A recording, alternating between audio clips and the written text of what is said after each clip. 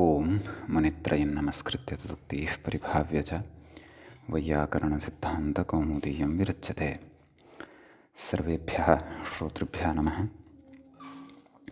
अस्माभिः गतपाठे यद्यत् पठितं तद् एकवारं स्मरामः। वयं वैयाकरणसिद्धान्तकौमुदी इत्याख्यस्य ग्रन्थस्य तत्र विसर्गसन्धिप्रकरणे भवामः। अस्य विसर्गसन्धिप्रकरणस्य अस्माकं क्रमे तत्र द्वितीयः पाठः गतपाठः प्रवृत्तः। तस्मिन् द्वितीये पाठे सर्वादौ अस्माभिः तत्र पाशकल्पककाम्येषु इति वाच्यम् इति वार्तिकं पठितं, यच्च वार्तिकं सोपदादौ इति सूत्रे उक्तम् अथवा पठितम्। अर्थात् सोपदादौ इत्यनेन सकारा विसर्गस्य सत्वं पाशकल्पककाम्यच् एतेषु प्रत्ययेषु परतः एव करिष्यते। नाम एतेषां प्रत्ययानामेव अपदादिः तत्र कवर्गः अथवा पवर्गः अपेक्षितः। तादृशे परतः एव विसर्गस्य सत्वं सोपदादौ इत्यनेन सूत्रेण भवति इति अस्माभिः पठितम्। अतः क्रमशः पयस्पाशं यशस्कल्पं यशस्कं यशस्काम्यति इत्यादीनि रूपाणि दृष्टानि। तत्र पयस्पाशम् इत्यत्र पाशप्, यशस्कल्पम् इत्यत्र कल्पप्, यशस्कम् इत्यत्र क, यशस्काम्यति इत्यत्र च काम्यच् इति इमे प्रत्ययाः क्रमशः अस्माभिः दृष्टाः। ततः तत्र वार्तिकम् एकं पठितम् अनव्ययस्येति वाच्यम् इति। नाम रोः सकाशादेव लब्धस्य विसर्गस्य आमां तत्तु अग्रिमे वार्तिके वक्ष्यते। नाम एतेन किमुच्यते, अनव्ययस्य यः विसर्गः, अनव्ययस्य सकाशात् लब्धः यः विसर्गः तस्य एव अत्र सत्वं। यः तु अव्ययस्य सकाशात् लब्धः विसर्गः तस्य सत्वं न। अतः प्रातः कल्पम् इति वा प्रातः कल्पम् इति वा रूपद्वयमेव भवति, सत्त्वयुक्तं रूपं तु तत्र न भवति इति। ततः काम्येरोरेवेति वाच्यम् इति वार्तिकम् अस्माभिः तत्र पठितम्। नाम काम्यच् प्रत्यये परतः काम्यचः काम्या इति अवशिष्यते। काम्य इति प्रत्यये परतः तत्र रोः सकाशात् लभ्यते यः विसर्गः तस्य विसर्गस्य एव तत्र सत्वं भवति। यथा यशस्काम्यति पयस्पाशं यशस्कल्पम् इत्यादिषु। गीः काम्यति इत्यत्र तु रोः सकाशात् न लभ्यते तत्र विसर्गः। तत्र तु रपरत्वेन रेफः लभ्यते, तस्य रेफस्य विसर्गः क्रियते। अतः तत्र एतद्वार्तिकवशात् अथवा वार्तिके उक्तनियमकारणात् तस्य विसर्गस्य नाम षत्वं न भवति, विसर्गः सः तथैव तिष्ठति इति पठितं। ततः परं सूत्रम् अस्माभिः पठितम् इणः षः इति। तस्य अर्थः इणः परस्य विसर्गस्य षकारः स्यात् पूर्वविषये इति अर्थः तस्य पठितः। ततः तस्य एव तत्र उदाहरणानि साधितानि। ये सर्पिष्पाशं सर्पिष्कल्पं सर्पिष्कं सर्पिष्काम्यति इति इमानि उदाहरणानि साधितानि। एतेषु सर्वेषु अपि उदाहरणेषु तत्र कुप्वोः परयोः विसर्गस्य षत्वं जातं। अत्र च विसर्गः इणः परतः अपि अस्ति, अतः षत्वे सति इमानि रूपाणि साधितानि। तत्र उच्चैः कल्पं गीः काम्यति इत्यादिषु तु षत्वं न भवति, यतः पूर्वविषयस्य तत्र सम्बन्धः भवति। नाम अनव्ययस्य एव विसर्गस्य षत्वम् इति यद् पूर्वमुक्तम्। अपि च काम्ये परतः रोः सकाशादेव लब्धस्य विसर्गस्य षत्वम् इति च उक्तं। तस्मात् कारणात् व्याख्यात्र तत्र द्वित्राणि उदाहरणानि उक्तानि। तेषु अपि अस्माभिः तत्र समन्वयनं कृतं। दोः पाशम् इत्यत्र तु इणः विषये तत्र काचित् नाम अस्माकं विप्रतिपत्तिः आसीत्। नाम दो इत्यत्र विद्यमानः ओकारः तत्र इण् प्रत्याहारे अन्तर्भवेत् यदि अपि च तत्र विद्यमानः यः विसर्गः सः विसर्गः तत्र रोहसकाशादेव लभ्यते परतः काम्यचपि नास्ति अतः तत्र अपि षत्वं कुतो न स्यात् इति सा शङ्का अस्ति एव।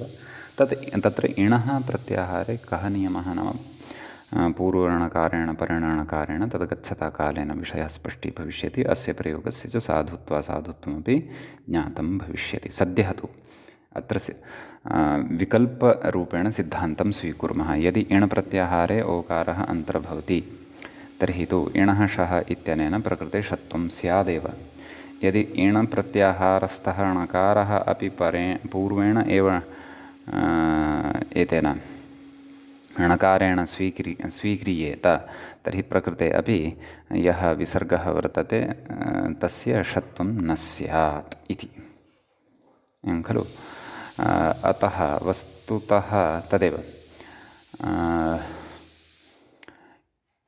तत्र इण् प्रत्याहारस्थः वर्णः परेण णकारेण स्वीक्रियते। अतः एव हल्षु इत्यादिषु तत्र वयं षत्वं कुर्मः। यतः तत्र नाम लकारस्य इणि आवश्यकता भवति, तत्र इणः अनुवर्तनं भवति इति। अतः एतादृशाः विषयाः एतत् सन्दर्भे अस्माकं सद्यः जिज्ञासाकोटौ एव सन्ति। तेषां विषयाणां परिहारः अग्रे उत्तरोत्तरं भविष्यति। यद्यपि अयं विषयः न मूले उक्तः तथापि व्याख्यात्रा उक्तश्चेदपि अस्माभिः तत्र स्पष्टीकरणं तु कर्तव्यमेव भवति। अस्तु, ततः अग्रे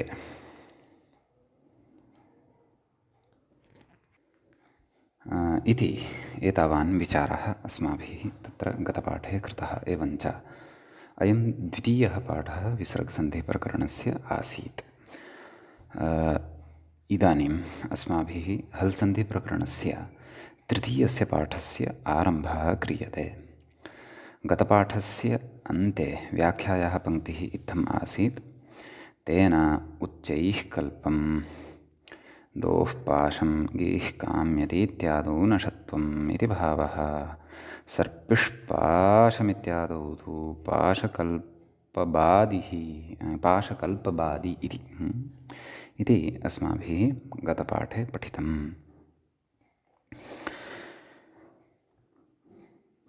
आम्, तत्र इदानीम् अग्रिमं सूत्रमत्र अस्माभिः आरब्धव्यं वर्तते। तत्र भवन्तः पश्यन्तः सन्ति एव। तत्र 38 सूत्रम् अस्मिन् पादे सोपदादौ इणः शः इति 39 40 च सूत्रं नमस्पुरुषोर्गत्योः इति अधुना अस्माभिः इदानीं पठ्यते। तत्र सूत्रे द्वे पदे नमस् पुरुषोः क्षन्तव्यं नमस्पुरुषोः इति एकं पदं, गत्योः इति द्वितीयं पदं भवति। तत्र नमस्पुरुषोः इति तत्र षष्ठीविभक्तेः एकवचनं भवति।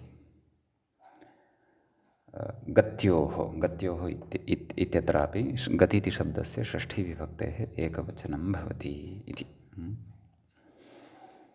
अतः तत्र प्रकृतसूत्रं प्रति किं किम् अनुवर्तते इति कथयिष्यते। व्याख्यात्रा अग्रे स्वयमेव कथयिष्यते। ततः पूर्वं कथयन्नस्ति किम्, इतः उत्तरम् अपदादौ इति न सम्बध्यते इति। नाम इतः उत्तरं नाम इतः अग्रे, नाम प्रकृते अपि अपदादौ इत्यस्य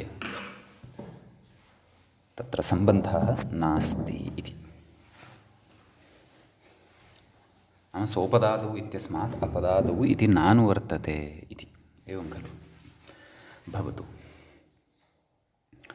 अग्रे कथयति विसर्जनीयस्य सः इति कुप्वोः इति च अनुवर्तते। नाम विसर्जनीयस्य सः इत्यस्मात् विसर्जनीयस्य इत्यस्य अनुवर्तनं भवति कुप्वोः इत्यस्मात् कुप्वोः कः पौच इत्यस्मात् कुप्वोः इत्यस्य च अनुवर्तनं भवति तदाह गतिसंज्ञयोः इत्यादिना एवं किल मूले पश्यन्तु सूत्रार्थं गतिसंज्ञयोः अनयोः विसर्गस्य सह कुप्वोः परयोः इति नाम अनयोः गतिसंज्ञा अपेक्षिता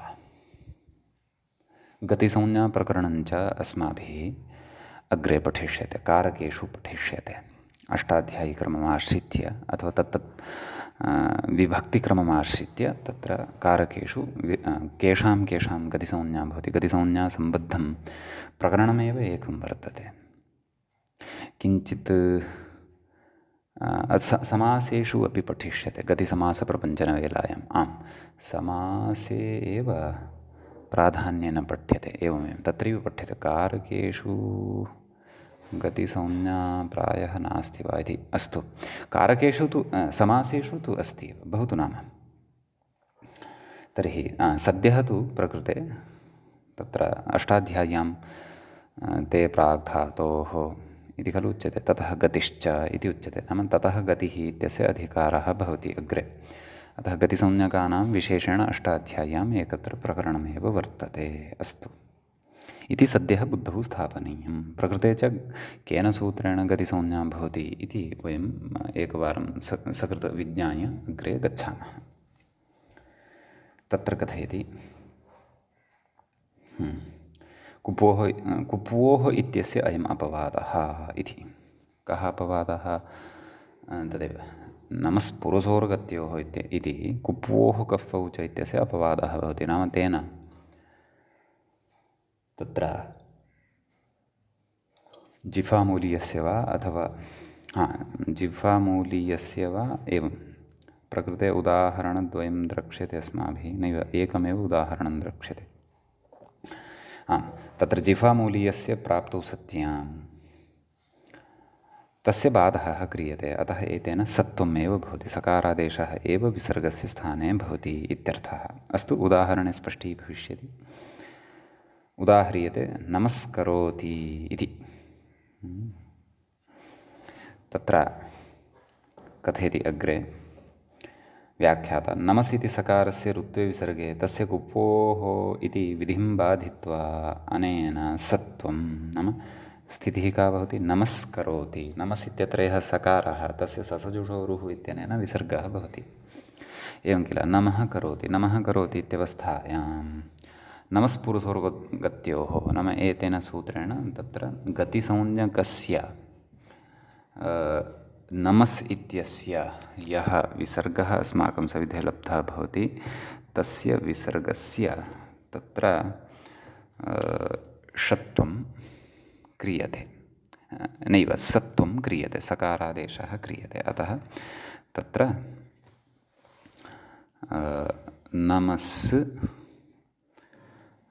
नमस्करोति इति रूपं तत्र भवति लब्धं समीचीनं ततश्च तत्र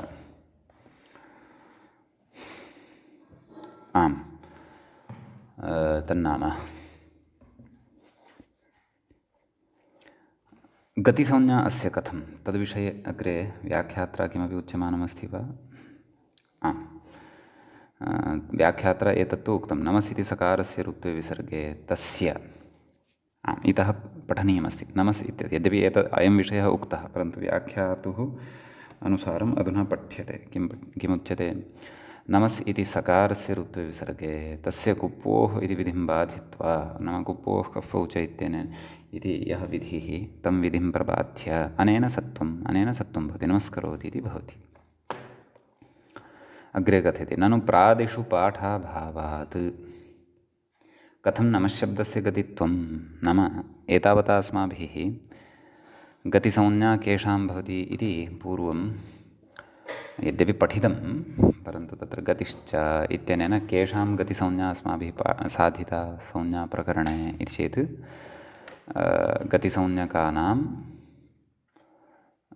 प्रादीनां नाम प्रादीनां गतिसंज्ञा तत्र साधिता एवं खलु प्रादयः गतिश्च उपसर्गाः क्रियायोगे इति नाम तेषां गतिसंज्ञा अपि भवति परन्तु तेषु प्रादिषु तु एवं किल तेषु प्रादिषु तत्र अस्य तु अन्तर्भावः नास्ति कस्य नमस् इत्यस्य तु अन्तर्भावः नास्ति तत्र वयं नमस् इत्येतद् अव्ययम् अथवा एतन् शब्दं वयं तत्र न पश्यामः खलु अतः तत्र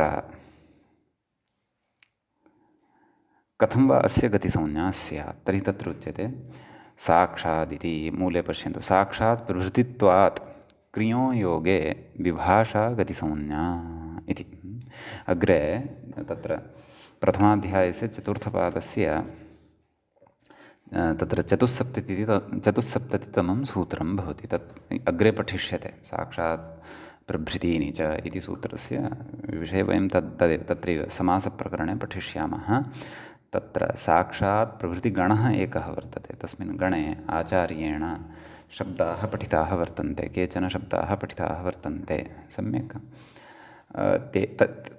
तस्मिन् गणे पठितानां शब्दानां गतिसंज्ञा भवति क्रियः योगे अतः एव तत्र उच्यते अथवा धातोः योगे अतः एव अत्र कथयति मूले व्याख्याता साक्षात् प्रवृत्तित्वात् क्रियः योगे नाम क्रियाधातोः योगः स्यात् तत्र अथवा क्रियाधातुना योगः कृतः स्यात् यथा नमस्करोति इत्यत्र करोति इत्यत्र कृ इति धातुः अस्ति एव अतः धातोः योगे विभाषा गतिसंज्ञा नाम विकल्पेन गतिसंज्ञा भवति इति क्षन्तव्यः अतः प्रकृते तत्र गतिसंज्ञापक्षे एव तत्र सत्वं भवति आम् तर्हि किं कथयति व्याख्याता अग्रे विभाषेति मूले किमुक्तं विभाषा गतिसंज्ञा भवति इति खलु उक्तं तर्हि तत्र उच्यते साक्षात् प्रभृतीनि च इत्यत्र विभाषा कृञ् इत्यतः विभाषा इति अनुवृत्तेरिति भावः नाम तत्रापि साक्षात् प्रभृतीनि च इत्यत्र विभाषा कृञ् इत्यस्मात् विभाषा इति पदम् अनुवर्तते इति वयम् अग्रे पठिष्यामः अतः विभाषा इति अनुवर्तनबलात् नाम तस्य पदस्य अत्र लाभः भवति लाभः नाम प्राप्तिः भवति इति कृत्वा तत्कारणात् तत्र विकल्पेन तस्य गतिसंज्ञा भवति अतः गतिसंज्ञापक्षे सत्वं यतः नमस्पूर्वसोर्गत्योः इति सत्त्वविधायकाय सूत्राय तत्र गतिसंज्ञकस्य नमस् इत्यस्य एव विसर्गः अपेक्षितः वर्तते गतिसंज्ञकभिन्नस्य अथवा गतिभिन्नस्य तु तत्र विसर्गस्य सत्वं न भवति तर्हि कथयति मूले तदभावे इति मूले किम् उक्तं तदभावे नमः करोति तदेव व्याख्याता कथयति गतित्वाभावपक्षे कुप्वोः इति जिह्वामूलीये सति नमः करोति इति रूपम् इत्यर्थः अर्थात् रूपद्वयं भविष्यति कुप्वोः कः पौच इत्यनेन जिह्वामूलीयमपि भवति अपि च पक्षे विसर्गोऽपि भवति अतः तत्र चाद्विसर्गः इति खलु अस्माभिः पठितम् अतः विसर्गोऽपि भवति अपि च जिह्वामूलीयत्वमपि भवति समीचीनम् अतः नमः करोति इति रूपं तत्र लब्धं भवति सम्यक् इति तत्र भवति कश्चन विशेषः अस्मिन् उदाहरणे इदानीम् एतत्तु नमस् शब्दस्य सकाशात् लब्धः यः विसर्गः अथवा नमस् शब्दस्य यः विसर्गः वर्तते तस्य विसर्गस्य सत्त्वस्य इदम् उदाहरणम् अधुना द्वितीयः अपि यः शब्दः तत्र पठितः पुरुस् इति तस्य पुरुस् इति शब्दस्य विसर्गस्य उदाहरणमपि द्रष्टव्यं वर्तते तदर्थं तत्र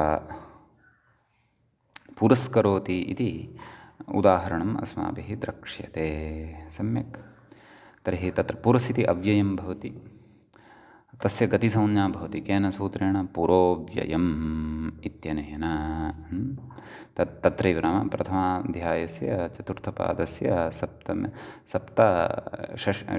सप्तषष्टितमं सूत्रम् इदं भवति पुरोव्ययं कः अर्थः नाम अव्ययभूतः यः पुरुस् इति शब्दः सकारान्तः यस्य सकारस्य सस्यरूपविसर्गे कृते पुरः इति श्रूयते अतः तस्य सकारान्तस्य अव्ययस्य तत्र गतिसंज्ञा उच्यते। तेन नित्यम् एव गतिसंज्ञा भवति। तत्र विकल्पः नास्ति। अतः पुरुष इत्यस्य नित्यतयैव गतिसंज्ञा भवति। अतः पुरस्करोति इत्यवस्थायां सकारस्य ऋत्वं, ऋत्वस्य विसर्गः, विसर्गस्य पुनः नमस्पुरुषोर्गत्योः इत्यनेन नित्यतया सत्वं भवति। अतः पुरस्करोति इत्येव तत्र उच्यते। एवं खलु। अत्र गतिसंज्ञायाः अभावपक्षः नास्ति इति कृत्वा पक्षे जिह्वामूलीयं वा उपदमानीयं वा इत्यादिकमपि न भवति। अतः पक्षे तत्र पाक्षिकं रूपमेव नास्ति, तत्र पुरस्करोति इत्येव एकं रूपं भवति इति। एवं खलु। आम्, ततः किं कथयति अग्रे ग्रन्थकारः मूले? अगतित्वान्नेह, नाम अगतित्वात्, गतिसंज्ञा राहितत्वात् प्रकृते न, नाम अगतित्वात् न, नाम प्रकृतरूपेषु विसर्गस्य सत्वं न भवति इति। तर्हि तत्र उच्यते पुरः प्रवेष्टव्या इति। मूले पश्यन्तु, पूः पुरौ पुरः प्रवेष्टव्या इति। तर्हि अत्र पुर् इति शब्दस्य तत्र प्रथमाविभक्तेः द्विवचने पुरः इति रूपं भवति खलु। तर्हि तस्यापि सूत्रे ग्रहणं कुतो न स्यात्? सूत्रे ग्रहणं तस्यापि भवितुम् अर्हत्येव खलु।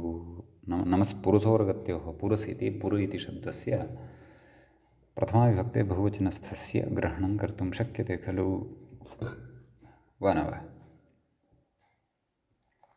तर्हि तस्य विसर्गस्यापि सत्वं भवितुम् अर्हति खलु इति चेत् तत्र तस्य ग्रहणं प्रकृते कर्तुं न शक्यते खलु। कुतः? तत्र उच्यते अगतित्वान्नेह, तस्य गतित्वं नास्ति, गतिसंज्ञा न विहिता वर्तते तस्य इत्यस्ति। गतिसंज्ञा या विहिता वर्तते सा तु पुरोव्ययं, नाम पुरः इति यद् अव्ययं वर्तते तस्य एव गतिसंज्ञा विहिता वर्तते। अनव्ययभूतः यदि पुरुषशब्दः क्वचित् दृश्यमानः वर्तते तस्य तु तत्र नाम तस्य गतिसंज्ञा अपि न भवति। गतिसंज्ञा न भवति इति कृत्वा नमस्पुरुषोर्गत्योः इत्यनेन सूत्रेण तत्र नाम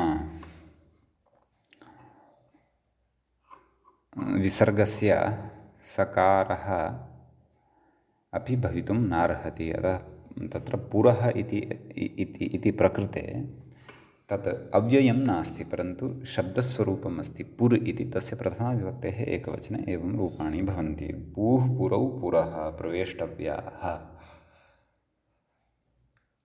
नाम प्रवेष्टव्याः इति तु तत्र एका वाक्यस्य अवगमनाय काचित् सरणि आश्रिता वर्तते ग्रन्थकारेण, तावदेव। अतः प्रकृते प्रवेष्टव्या इति तत्र पुरः इत्यस्य विशेषणम् इति मन्तव्यं। न पुरः, बह्व्यः पुरयः अथवा नगर्यः याः सन्ति ताः प्रवेष्टव्याः। सम्यक्। पुरशब्दः च तत्र एतद् स्त्रीलिङ्गे अपि च स्त्रीलिङ्गे भवति इति। त्रिषु लिङ्गेषु रूपाणि भवन्ति, भवतु नाम। आम्, अग्रे किं कथयति व्याख्याता? आम्,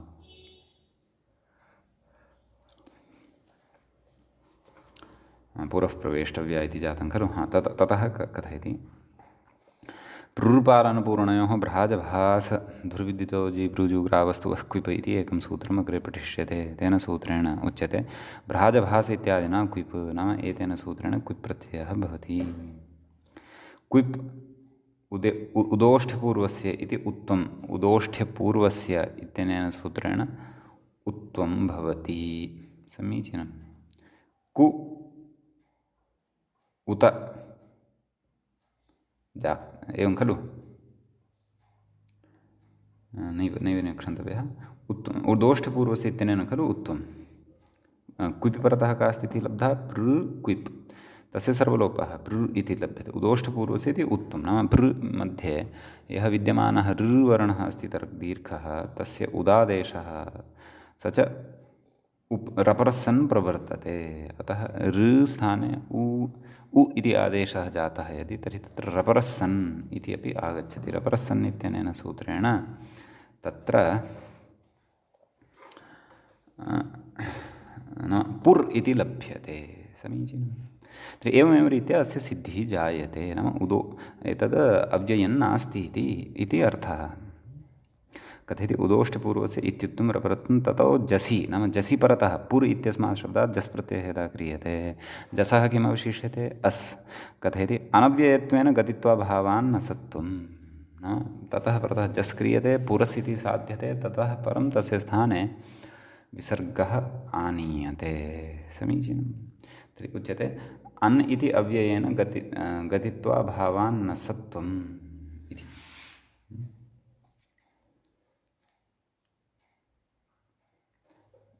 किं क्व जसि अन् अव्ययत्वेन, क्षन्तव्यः अन् इति न, अनव्ययत्वेन, नाम जसि अनव्ययत्वेन गतित्वा भावान् न सत्त्वम्, एवं खलु।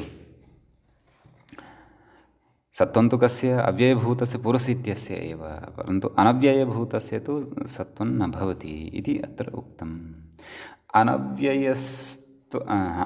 अनव्ययस्तु सूचनार्थमेव पूः पुरौ इत्युक्तं, नाम इदम् अनव्ययं, नाम इदम् अव्ययं नास्ति, अनव्ययम् एव अस्ति इति भवन्तः श्रोतारः जागरूकतया तद् उदाहरणं पश्यन्तु, सार्थं तस्य अवगमनं कुर्वन्तु इति तत्र उच्यते। सम्यक्। अतः तदेव एवं पुरस् इति शब्दविषये क्व अव्ययत्वं वर्तते क्व अनव्ययत्वं वर्तते तद्दृष्ट्वैव तत्र नमस्पुरुषोर्गत्योः इत्यनेन सत्त्वविधानाय प्रयतनीयम् इति अयं विशेषः कश्चन अस्मिन् पाठे क्षन्तव्यः नमस्पुरुषोर्गत्योः इत्यत्र वर्तते। अग्रिमं सूत्रं भवति इदुदुपधस्य च प्रत्ययस्य इति। श्रुतपूर्वं सूत्रम् अस्माकमिदं वर्तते। तत्र नाम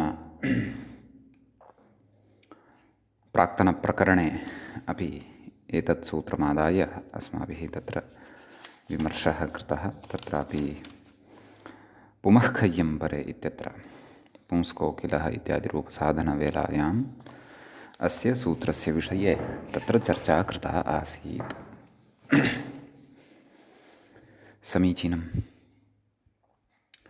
अस्तु, प्रकृते प्रकरणानुरोधेन अधुना इदं सूत्रम् उपस्थितं वर्तते, अतः इदानीम् अस्माभिः पठ्यते। सूत्रे द्वे पदे स्तः। इदुदुपधस्य इति एकं पदं वर्तते, षष्ठीविभक्तेः एकवचनान्तम् इदं पदं भवति। च इति अव्ययपदं भवति। अप्रत्ययस्य इति षष्ठीविभक्तेः एकवचनं भवति। न प्रत्ययः अप्रत्ययः तस्य अप्रत्ययस्य, एवं रीत्या भवति तत्र विग्रहः कर्तव्यः। समीचीनं। नाम पदच्छेदः, विग्रहस्तु द्रष्टव्यः। इदुदुपधस्य इत्यस्य विग्रहः द्रष्टव्यः। तत्र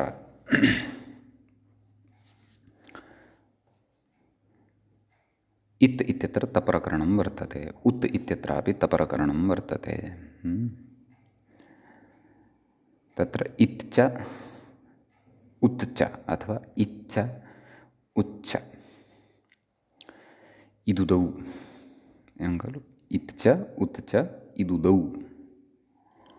इदुदौ उपधेयस्य सः इदुदुपधः इति, एवं किल।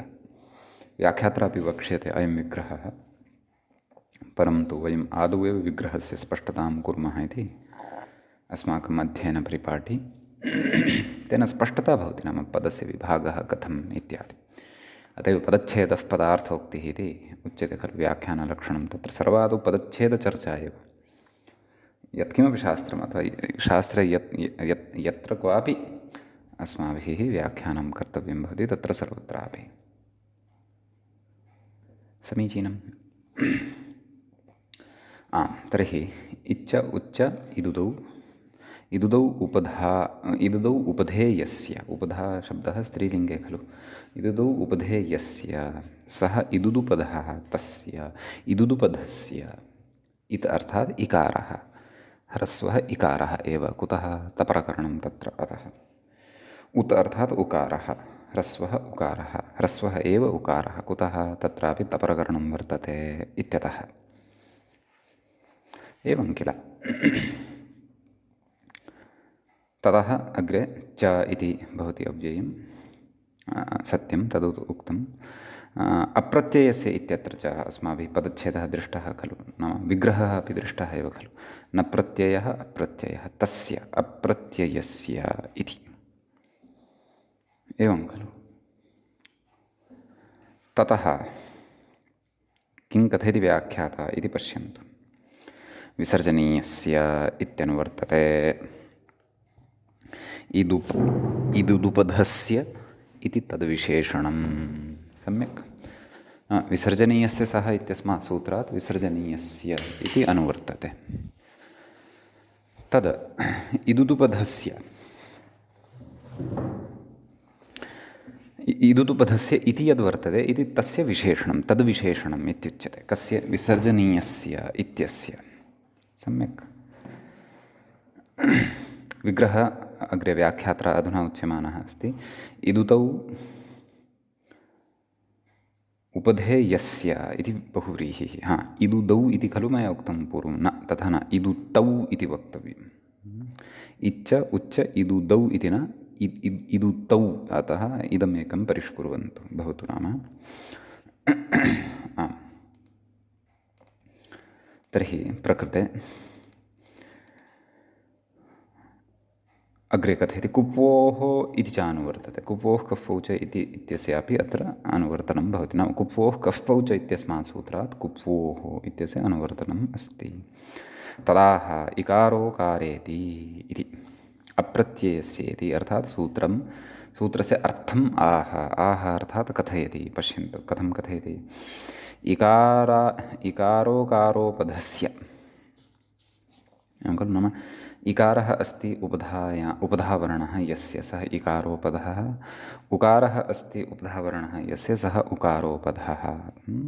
तस्य इकारोकारोपधस्य अर्थात् इकार उकारोपधस्य अप्रत्ययस्य इति इत्युक्तं खलु। अप्रत्ययस्य कोऽर्थः? व्याख्याता कथयति तत्र प्रत्ययावयवभिन्नस्य इत्यर्थः। अप्रत्ययस्य इत्यस्य व्याख्यात्रा कथम् अर्थः बोध्यमानः वर्तते तत्र अवश्यम् अत्रैव अवधानं कर्तव्यम्। अग्रे सैद्धान्तिके विचारे काचित् स्पष्टता भविष्यति। किमुक्तं? नाम अप्रत्ययस्य अर्थात् प्रत्ययावयवभिन्नस्य, नाम प्रत्ययावयवः यः वर्तते तद्भिन्नस्य इति कथयति।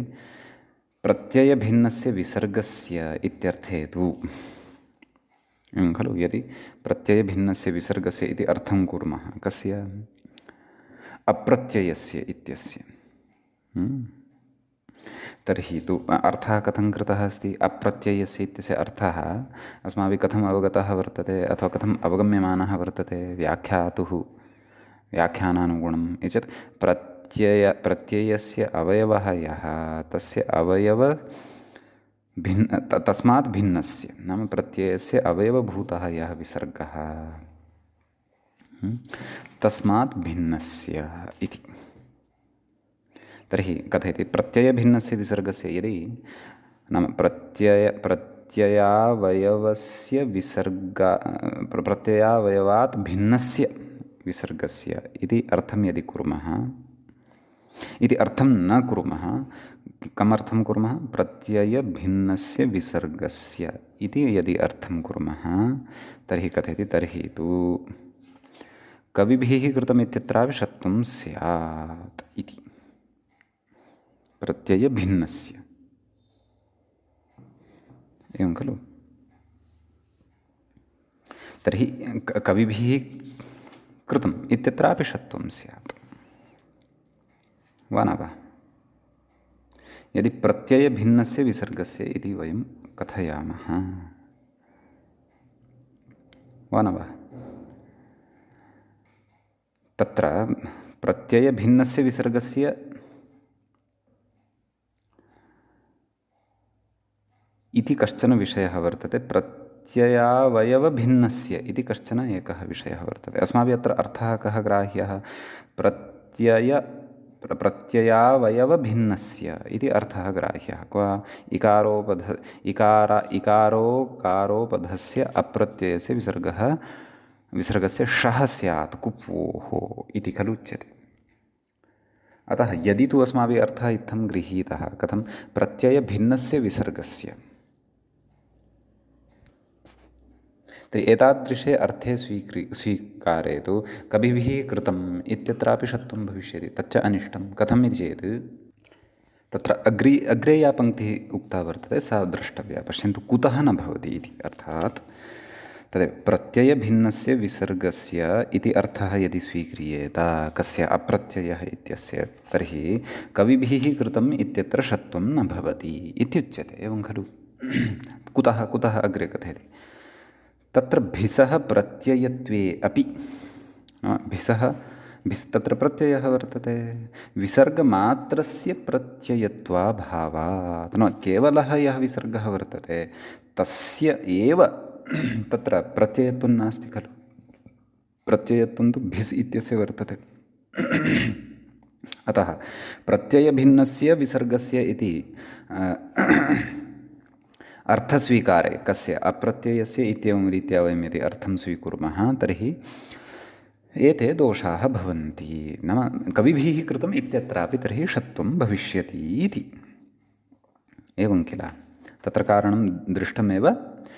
नाम भिस् प्रत्ययः अस्ति सत्यं, परन्तु केवलः यः विसर्गः वर्तते तस्य विसर्गमात्रस्य केवलस्य प्रत्ययत्वं नास्ति। प्रत्ययत्वाभावात् तत्र नाम तस्य केवलस्य विसर्गस्य प्रत्ययत्वाभावात् इदुदुपधस्य इत्यनेन षत्वं स्यात्। कविभिष्कृतम् इति अनिष्टं रूपं स्यात्, परन्तु रूपं तु कविभिः कृतम् इत्येव अपेक्षितम् इति अत्र उच्यते। अतः किं वक्तव्यं? प्रत्ययावयवभिन्नस्य इति वक्तव्यं। प्रत्ययावयवस्य भिन्नं यदि कथयामः तर्हि प्रत्ययस्य अवयवः कः? भिस् इत्यत्र विद्यमानः सकारः, एवं खलु? तस्मात् लब्धः यः विसर्गः, आम्, प्रत्ययावयवभिन्नस्य इति खलु उच्यते। आम्, इति उक्ते सति तु अत्र नाम दोषो नास्ति। नाम कविभिः कृतम् इत्यत्र विसर्गः इत्यत्र षत्वं न भविष्यति इति।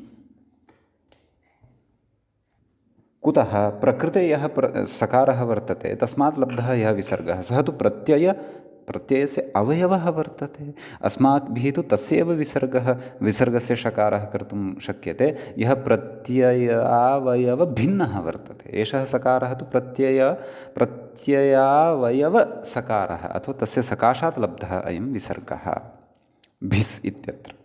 अतः अत्र जागरूकतया भाव्यम्, अन्यथा इमाः पङ्क्तयः भ्रान्तिम् उत्पादयन्ति नैव।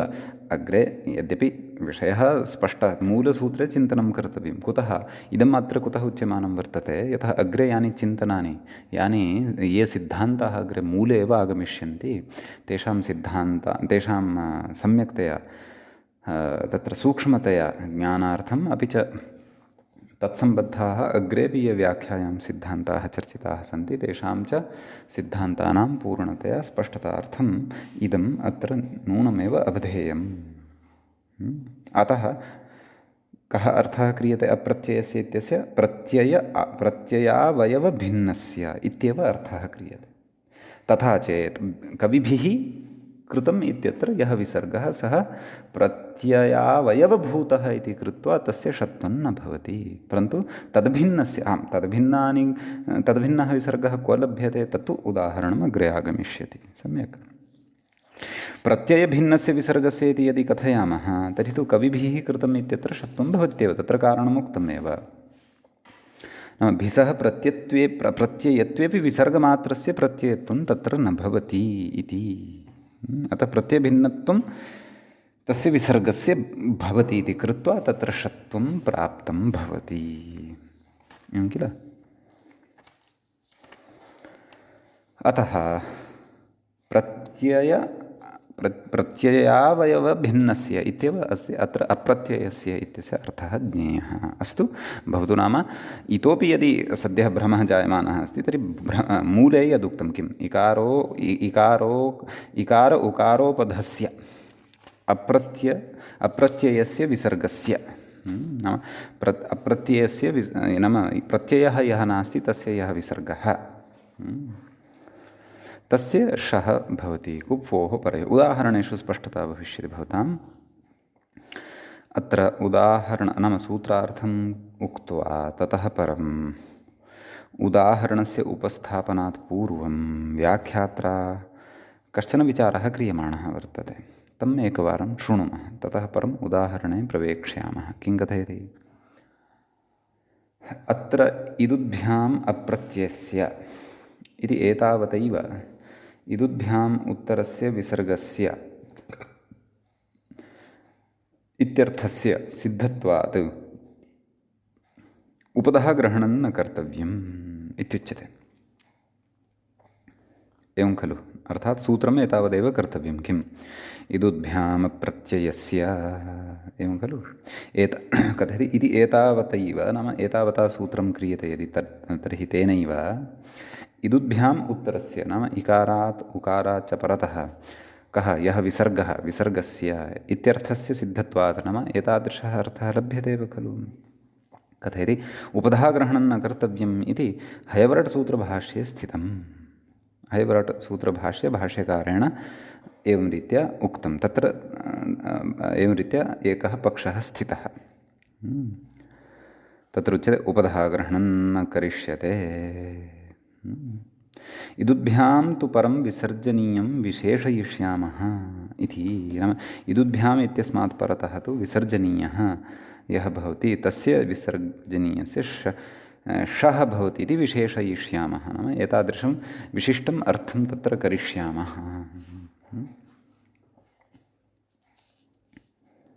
विसर्जनीयं तत्र विशेषयिष्यामः। नाम परस्य, नाम इदुभ्यां परस्य नाम कस्य इति चेत् विसर्जनीयस्य इति। परस्य विसर्जनीयस्य इति अनयोः द्वयोः पदयोः, कयोः द्वयोः पदयोः? परस्य विसर्जनीयस्य, नाम अनयोः द्वयोः मध्ये विशेषणविशेष्यभावम् उत्पाद्य सूत्रार्थं पूर्तिं प्रति नयामः। अतः इदुभ्यां परस्य विसर्जनीयस्य तत्र षत्वं भवति इति एवम् अर्थं करिष्यामः। अतः प्रकृतसूत्रे उपधः ग्रहणं नापि क्रियते यदि तर्हि अपि तत्र क्लेशो न भवति इत्युच्यते। यतः यत्र क्वापि विसर्गः लप्स्यते इकारात् परतः उकारात् परतः तस्मात् विसर्गात् पूर्वम् अवश्यम् इकारः अथवा उकारः भविष्यत्येव।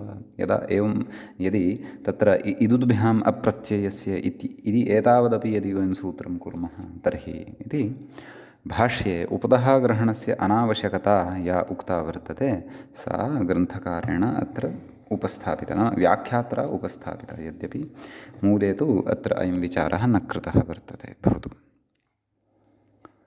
एवं किल? इदानीम् उदाहरणस्य चर्चां करोति। किं कथयति पश्यन्तु।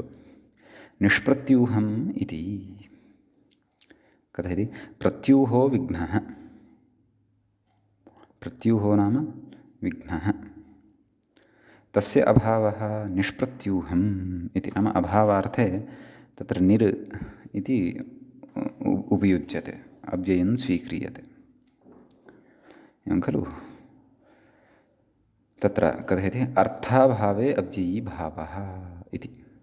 नाम अत्र अव्ययीभावसमासः वर्तते। तं समासं च वयम् अग्रे पठिष्यामः। अव्ययं विभक्तिसमयसंवृद्धिवृद्ध्यर्थाभावात्यया सम्प्रतिशब्दप्रादुर्भावपश्चात् यथानुपूर्व्य यौगपद्यसादृश्यसम्पत्तिसाकल्यान्तवचनेषु इति तत्र गत्वा तत्र अर्थाभावार्थे अव्ययीभावसमासः भवति इति कश्चन विशेषः तत्र अस्माभिः पठिष्यते। समीचीनम्।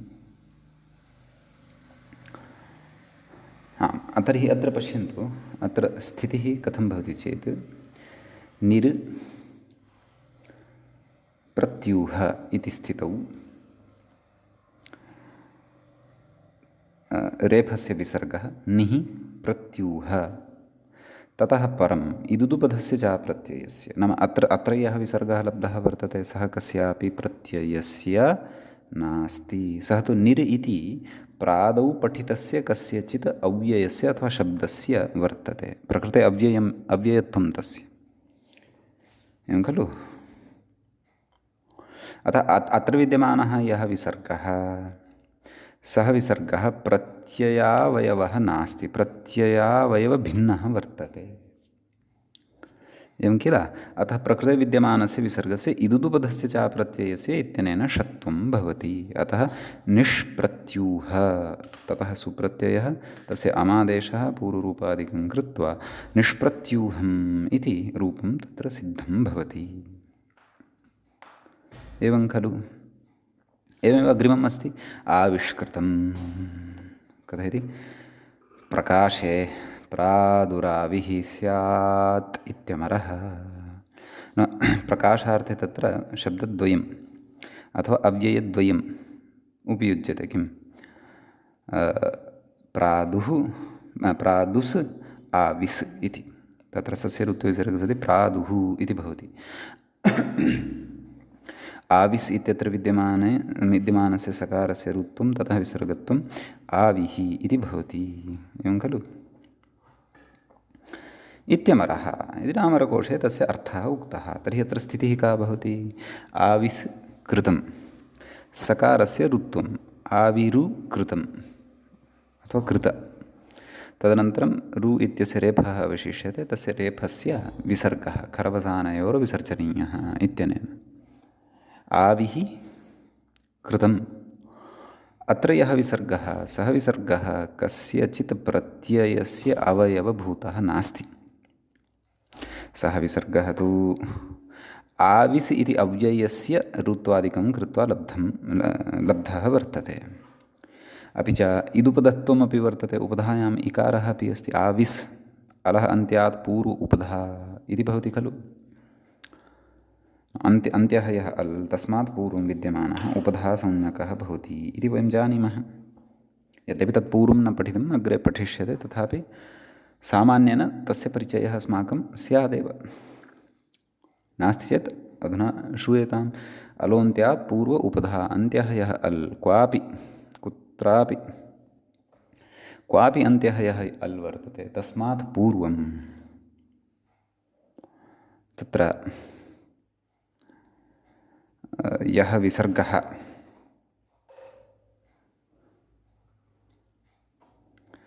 तस्य षत्वं भवति इत्यर्थः। नैव तस्य उपधासंज्ञा भवति इत्यर्थः। अतः आविस् गत उदाहरणेपि निस्, सः अपि इदुपधः वर्तते, अयमपि इदुपधः वर्तते। अतः अस्य विसर्गस्य षत्वं भवति। केन? इदुपधस्य च प्रत्ययस्य आविष्कृतम् इत्युच्यते। इदानीम् उदुपधस्य उदाहरणं दर्शयति। कस्य? उदुपधस्य। उत् उपधायाम् अथवा उपधा यस्य सः उदुपधः इति। उदुपधः शब्दः वर्तते दुस्। पश्यन्तु, अन्त्यः अल्कः तत्र सकारः, तस्मात् अलोन्त्यात् पूर्वः, तस्मात् पूर्वः कः वर्तते? उकारः। अतः तस्य उकारस्य तत्र किं भवति?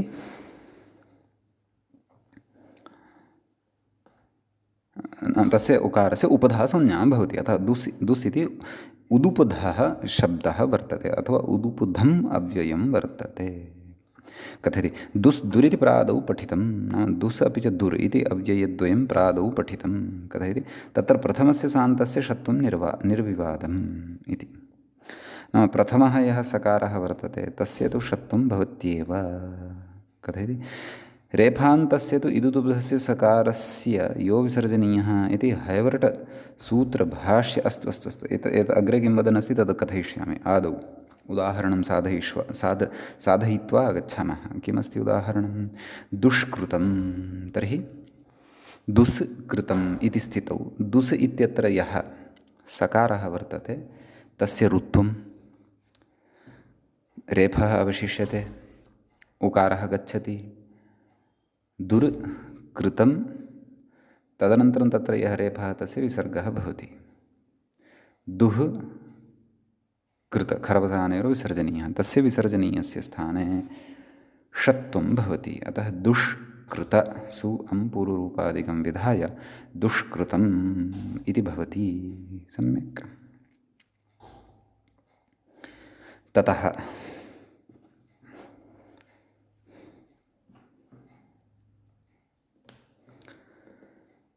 इदानीं पश्यन्तु नाम कथयति दुस् इति प्रादौ पठितं तस्य प्रथमस्य सान्तस्य षत्वं निर्विवादं नाम दुस् इत्यस्मात् लब्धः यः विसर्गः सः प्रत्ययावयवभूतः नास्ति इति कृत्वा तस्य विसर्गस्य षत्वं भवति सम्यक् दुष्कृत सु अं पूर्वरूपादिकं कृत्वा दुष्कृतम् इति भवति इति तु निर्विवादं कथयति रेफान्तस्य तु अर्थात् प्रादौ तत्र रेफान्तमपि पठितं खलु एकं दुर् इति कथयति तस्य तु इदुदुबधस्य सकारस्य यो विसर्जनीयः इति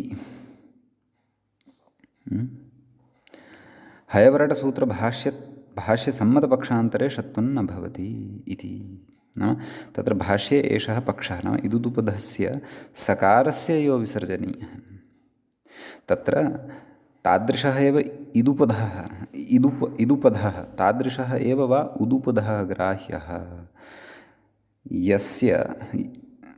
यस्मिन् अन्त्यः अल् सकारः अस्ति सकारस्य सकाशादेव यत्र विसर्गः उपलब्धः भवति इति पक्षान्तरं तत्र एकम् उपस्थापितं वर्तते कथयति तर्हि दुर् इत्यत्र तु सकारः न भवत्येव खलु तत्र तु रेफः भवति रेफस्य सकाशात् तत्र विसर्गः लभ्यते न तु सकारस्य सकाशात् विसर्गः लभ्यते एवं खलु तदेव तत्र कथयति तत्र विसर्जनीयस्य सकारस्थानिकत्वाभावात् नाम दुर् इत्यत्र विसर्जनीयस्य सकारस्थानिकत्वं न भवति अर्थात् सकारस्य रुत्वं ततः तस्य विसर्गत्वम् इत्येवं क्रमेण एषः विसर्गः न लब्धः भवति इति एवं खलु अतः तत्र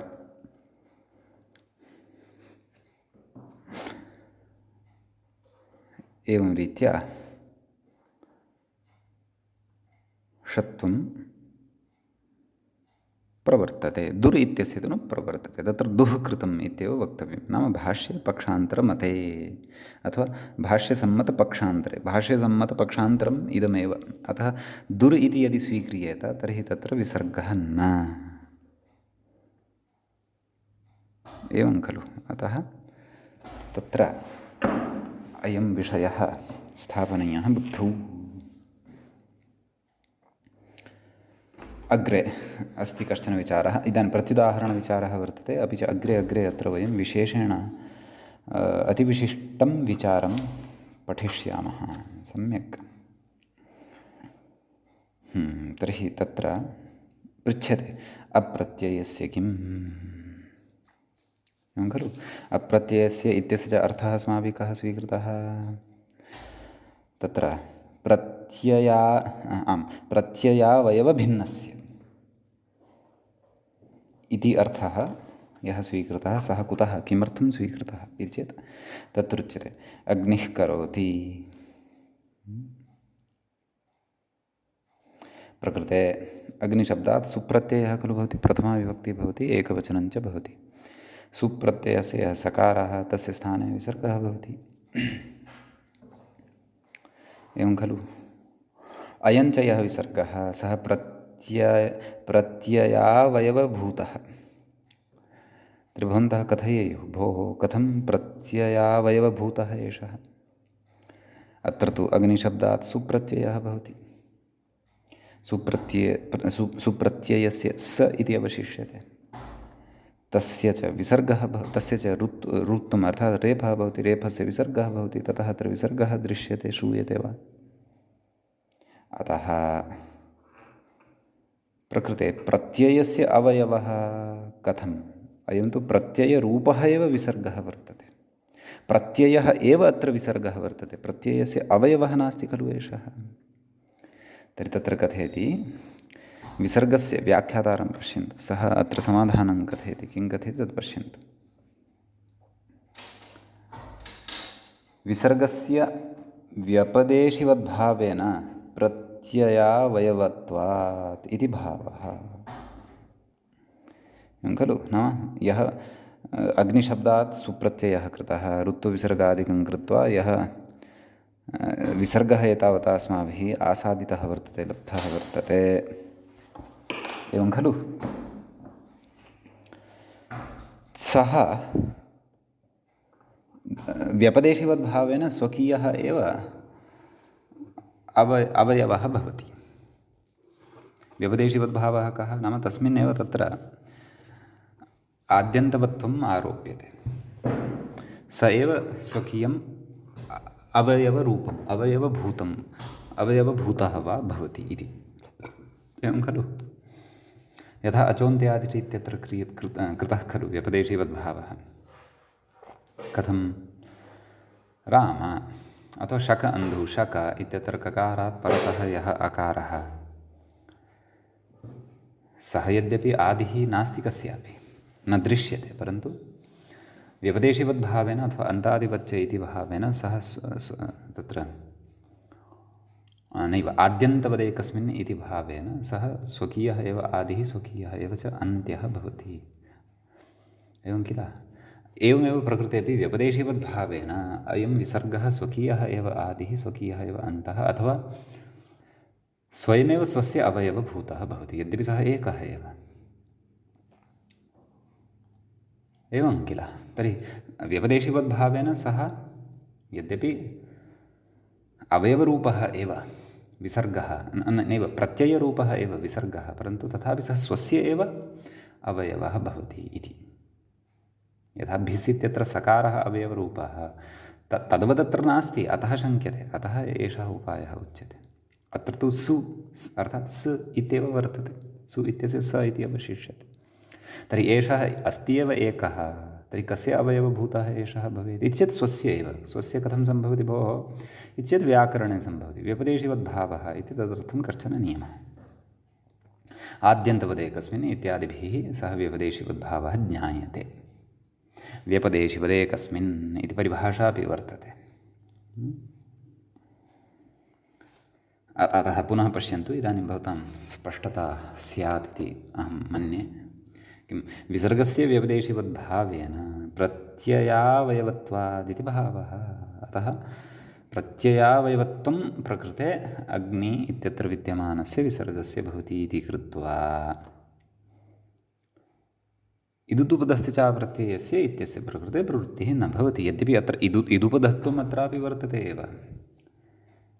अग्नि नकारोत्तरवर्ती यः इकारः सः तत्र अस्ति एव, तथापि तत्र नैव क्रियते। नाम तत्र विसर्गस्य षत्वं न भवति, अग्निः करोति इत्येव भवति। यदि तु अप्रत्ययस्य इति नोक्तं स्यात् तर्हि अत्रापि षत्वं भवति स्म, अग्निष्कृतम् इति अनिष्टः प्रयोगः प्रसूतः भवति स्म। एवमेव वायुः करोति इत्यत्रापि एवमेव अस्ति। वायुशब्दात् सुप्रत्ययः, वायु स्, ऋत्वं रेफः विसर्गः, इदानीम् अन्त्यः अल्कः विसर्गः, तर्हि अलोन्त्यात् पूर्व उपधः, तर्हि अन्त्यः अलः पूर्वं कः अस्ति? उकारः, सः उपधः अस्ति। अतः उदुपधः एषः अस्ति। एतावत्तु सूत्राय लब्धं, परन्तु यः विसर्गः प्रकृते वर्तते सः विसर्गः तत्र प्रत्ययावयवभिन्नत्वं न भजते, प्रत्ययस्य अवयवरूपः एव वर्तते। तत्रापि तद्वदेव व्यपदेशीपदभावमाश्रित्य एव सः विसर्गः स्वस्य एव अवयवभूतः भवति इति कृत्वा इदुदुपधस्य च प्रत्ययस्य इत्यनेन तत्र षत्वं न भवति। अतः वायुः करोति इति वा वायुः करोति इति वा तत्र जिह्वामूलीयं युक्तं रूपम् अथवा विसर्गयुक्तं रूपं लभ्यते।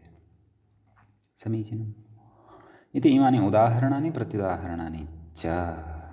सम्यक्। प्रकृते कश्चन सिद्धान्तः वर्तते विशिष्टः। एतावान् विषयः सम्यक् भवद्भिः बुद्धौ स्थापनीयः। ततः परमेव अग्रे अत्र अस्माभिः कश्चन विशिष्टः सिद्धान्तः चिन्तयिष्यते। तस्य विशिष्टस्य सिद्धान्तस्य अवगमनं भविष्यति, अन्यथा न। अतः एतावान् पठितः विषयः इदुदुपधस्य च प्रत्ययस्य इति यत् सूत्रं, तत् सूत्रम् अस्माभिः सम्यक्तया अवधारणीयम्। समीचीनं। तर्हि अद्यतनपाठस्य अत्रैव उपसंहरणं कुर्मः। अत्रैव मङ्गलं भवति। मुनित्रयं नमस्कृत्य उक्तिः परिभाव्य च वैयाकरणसिद्धान्तकौमुदीयं विरच्यते।